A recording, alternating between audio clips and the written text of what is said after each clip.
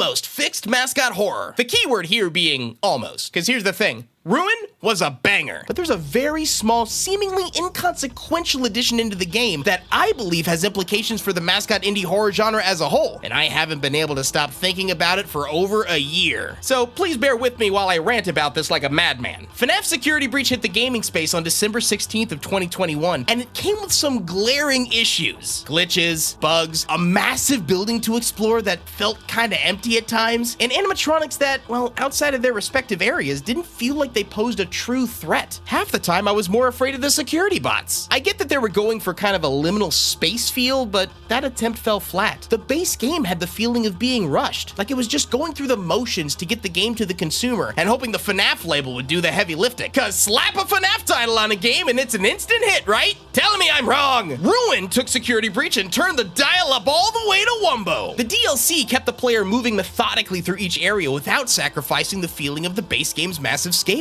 The animatronics had a new aura about them with their now permanently broken down design, and you're given much less space to deal with them. Ruin fixed a lot of what many felt were weaknesses in the base game, while adding some more detail to the already existing story. It's what Security Breach should have been all along! Now, history tells us that with successful games comes copycats, fan games, and of course, mimics. See what I did there? FNAF has been setting the tone for indie horror games for over a decade, and with the Ruin DLC being such a success, I had high hopes that the indie community would take note and follow suit. Finally, a good, solid direction for FNAF and indie Mascot horror games alike. It was perfect until I saw them.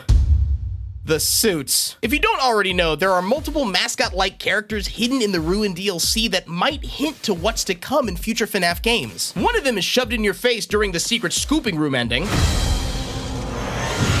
Got him. And the rest are found in the room where you first encounter the Mimic, but you can't see them because the room is pitch black. You gotta mess with the game a bit and glitch some walls if you actually want to get a good look at them. Even after over a year later, these things don't have any official title from what I can find other than what you see in the game files like Mascot 1 and Mascot 3. My issue isn't that these things exist. Actually, I think they're very interesting and I want to learn more about them, but they don't really have any reason for being here in the context of FNAF Ruin. Or maybe they do. How did they get here? Who's this elephant? Is he a clown? Who's the duck? Is she a 1950s librarian? Why is one of the suits a mashup of all of them? Why was the Mimic wearing the suit? Do you know what all these questions lead up to? Lore! FNAF lore is fascinating, albeit confusing, and with hundreds of theory videos across the internet, there's a lot to digest. Lore can be an amazing tool to enhance your game's story when given just the right balance of clues for lore to start taking shape and push players in the correct direction. I just played both Nier games back to back, and digging into the lore and reading about how the world came to be 10,000 years after humanity was a joy! But not the games. Those were super depressing, not joyful. But FNAF has developed a tendency to make their clues so obscure that you need to eat, breathe, sleep, and dream FNAF lore to even attempt to get the full story. And even then, you can be left with more questions than when you started. This is amazing for theory creators, and clearly they've been eating good for over a decade. We've gotten some entertaining videos over the years, but when it comes to actual answers, well, it feels like we've built up quite a number of questions without confirmed answers over the years.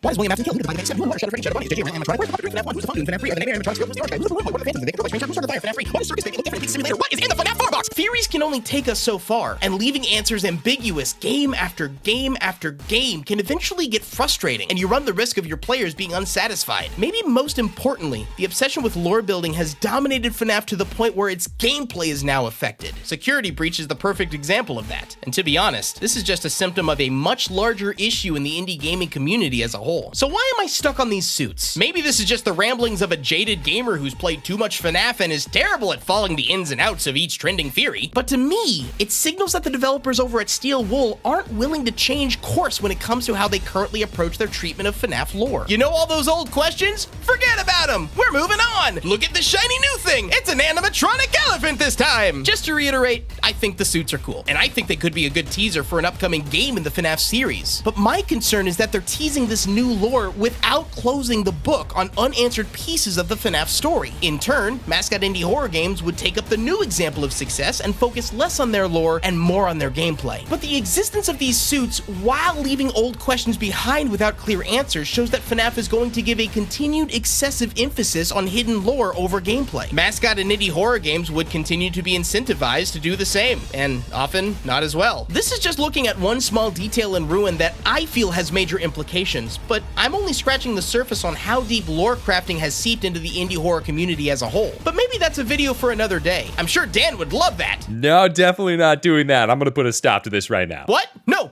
wait!